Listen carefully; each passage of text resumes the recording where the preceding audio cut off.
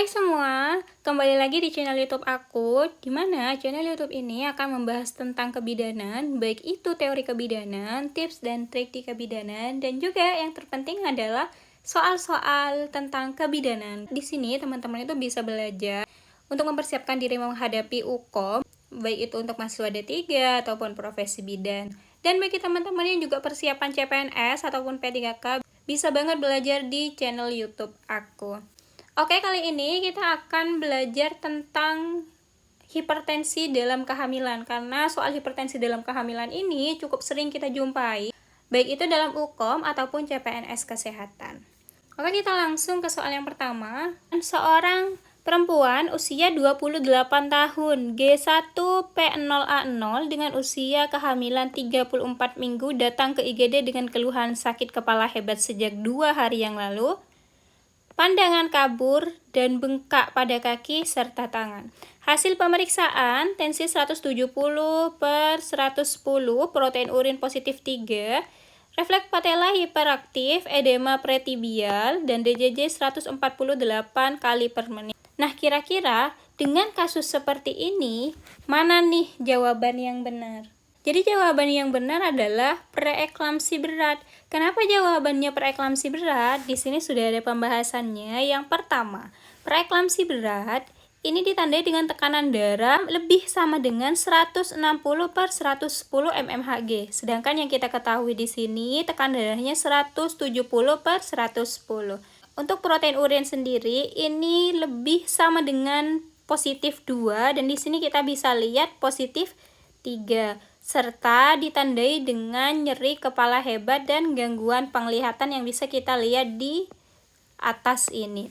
Kenapa kok ini nggak hipertensi gestasional? Karena bisa kita lihat di sini ada pemeriksaan protein urin teman-teman dan didapatkan hasil positif. Jadi hipertensi gestasional ini hipertensi pada kehamilan tanpa adanya protein urin.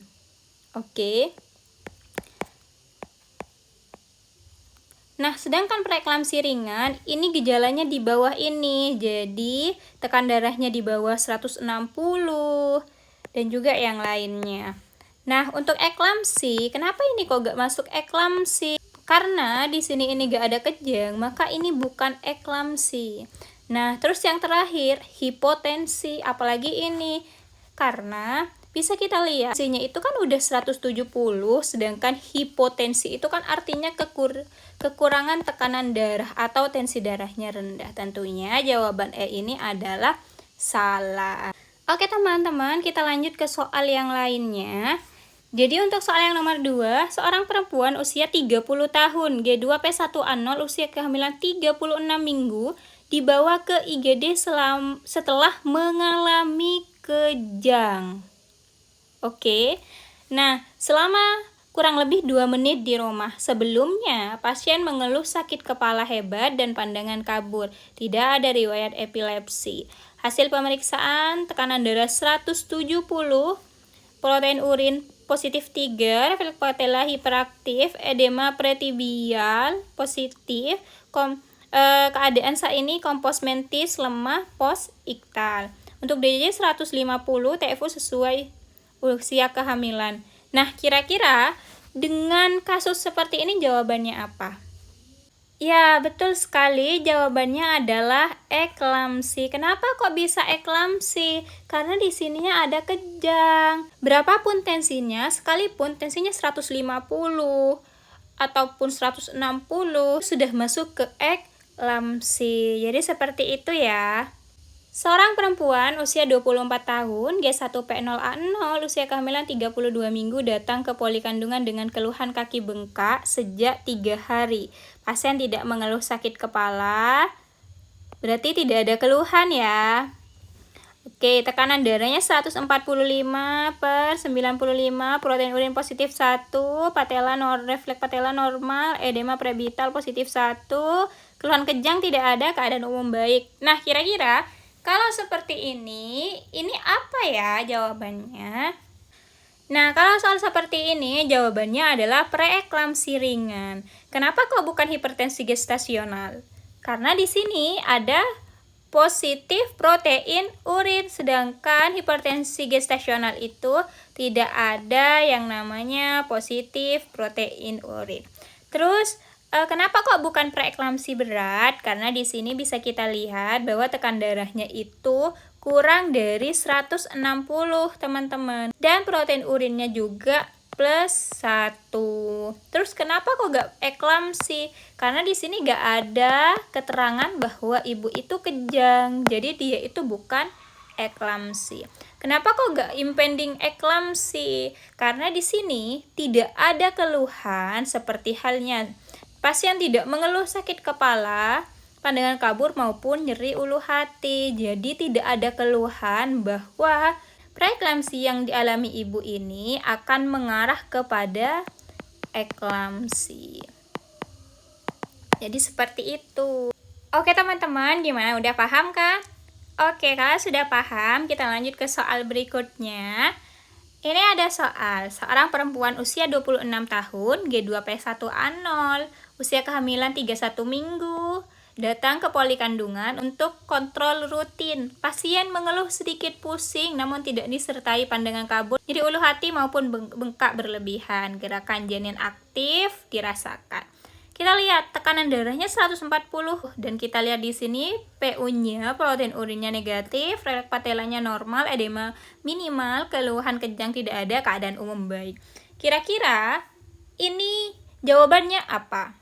Nah, benar teman-teman. Jadi, jawabannya hipertensi gestasional. Kenapa kok hipertensi gestasional? Karena di hipertensi gestasional ini tidak ada protein urin. Dan kalau kita lihat di sini protein urinnya negatif. Dan juga usia kehamilannya di atas 20 minggu. Jadi ini disebut hipertensi gestasional. Kenapa kok gak preeklamsi ringan? Sedangkan tekan darahnya ini 145/90. Karena preeklamsi ini adalah kombinasi antara tekanan darah yang tinggi dengan protein urin. Jadi seperti itu. Terus untuk preeklamsi berat ini juga tidak, karena tensinya juga tidak sesuai dengan kategori preeklamsi berat dan juga tidak ada protein urin. Kenapa kok gak eklamsi? Karena tidak ada kejang. Benar teman-teman. Nah, kenapa kok gak impending preeklamsi? Karena di sini tidak ada keluhan yang mengarah PE ini akan menjadi eklamsi. Oke, selanjutnya seorang perempuan usia 30 tahun, G2P1A0, usia kehamilan 28 minggu, datang ke poli kandungan untuk kontrol rutin. Oke.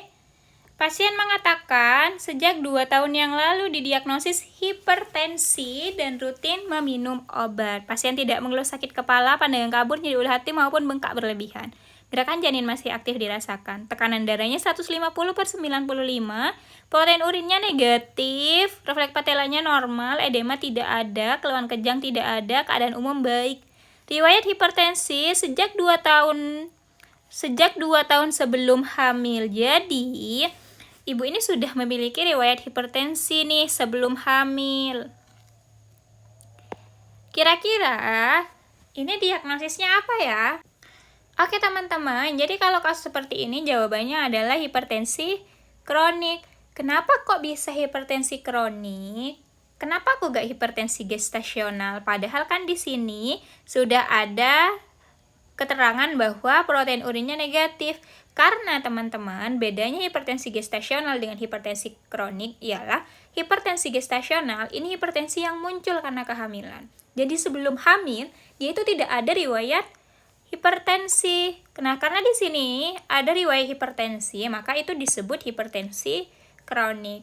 Terus kenapa kok gak preeklamsi ringan? Karena di sini protein urinnya tidak ada.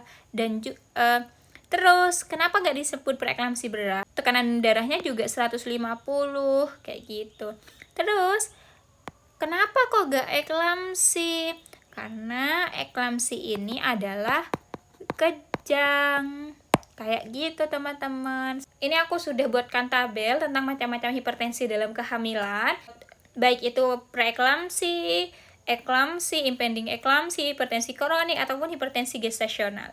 Oke, dimulai dari waktu. Preeklamsi ringan, preeklamsi berat, impending preeklamsi, eklamsi, dan hipertensi gestasional ini semuanya muncul setelah kehamilan 20 minggu. Kecuali hipertensi kronik karena dia sudah memiliki riwayat sebelum hamil, maka dia muncul dari sebelum kehamilan 20 minggu. Oke, sekarang tekanan darahnya. Nah, untuk tekanan darah pada preeklamsi ringan, ini tekanan darahnya untuk sistol ini 140 sampai 159. Untuk diastol ini 90 sampai 109 nmHg. Kalau untuk preeklamsi berat ini lebih sama dengan 160 per 110. Kalau impending preeklamsi ini 140 per 90 disertai dengan gejala berat seperti halnya pandangan kabur, sakit kepala, dan juga yang lainnya.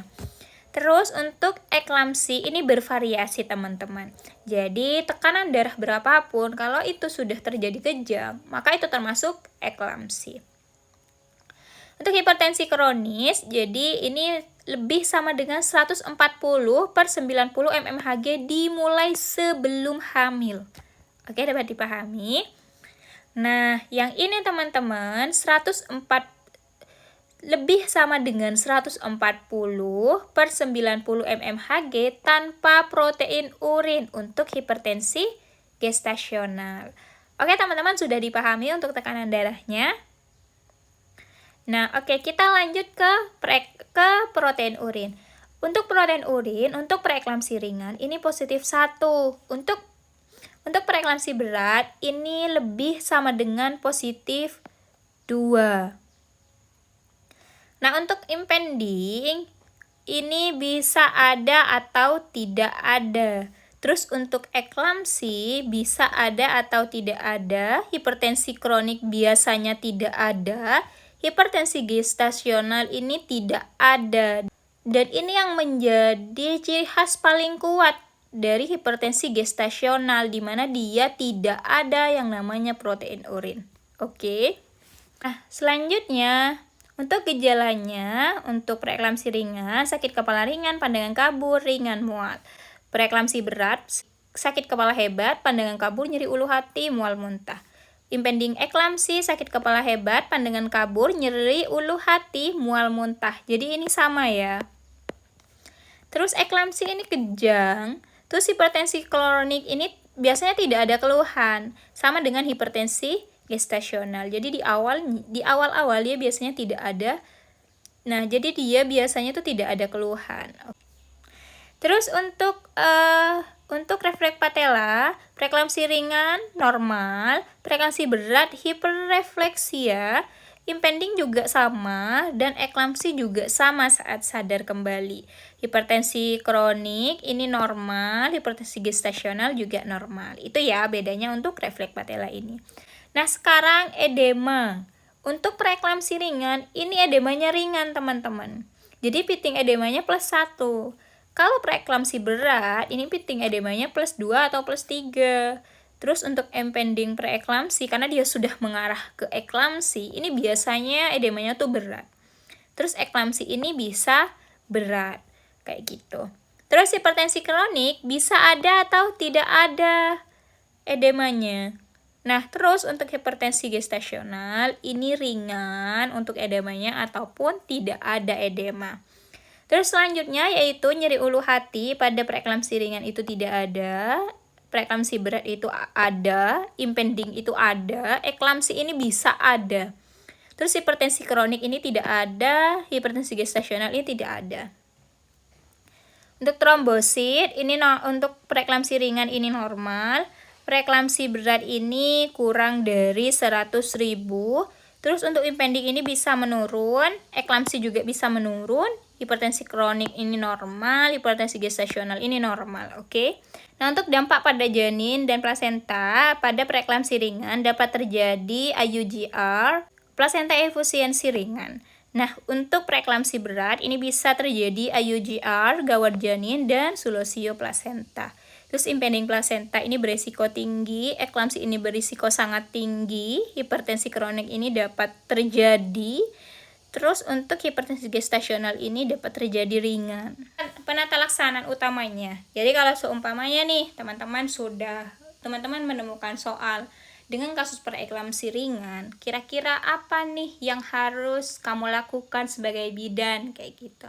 Jadi untuk preeklamsi ringan, ini observasi ketat dan kontrol rutin. Terus untuk preeklamsi berat, terminasi kehamilan sesuai dengan kondisi ibu dan janin. Nah, untuk impending, pencegahan kejang, MGSO4, terminasi bila perlu. Nah, terus untuk eklamsi, apabila ibu sudah kejang, maka kita bisa memberikan MGSO4 dosis awal dan stabilisasi ibu, dan kita rujuk untuk dilakukan terminasi. Terus hipertensi kronik, kontrol tekanan darah sebelum dan selama kehamilan. Dan yang terakhir, hipertensi gestasional, observasi dan kontrol. Oke teman-teman, itu aja penjelasan dari aku tentang hipertensi dalam kehamilan. Aku harap kalian bisa mengerti dan juga memahami, dan juga yang terpenting kalian bisa membedakan mana yang termasuk preeklamsi ringan, berat, impending eklamsi, hipertensi kronik, dan hipertensi gestasional. Karena jujur, soal ini tuh sering banget dan pasti masuk di soal UKOM ataupun CPNS Kesehatan P3K. Jadi benar-benar harus dipahami. Jangan sampai dihafal. Karena kalau pola soalnya tuh berubah, nanti teman-teman bakal lupa kalau dihafal. Tapi kalau teman-teman itu memahami, teman-teman itu pasti bakal ingat. Sekian dulu video dari aku, kita akan ketemu di next video selanjutnya. Kalian tinggal komen aja, kalian mau bahas tentang apa, nanti aku bakal buat videonya, oke? Bye-bye!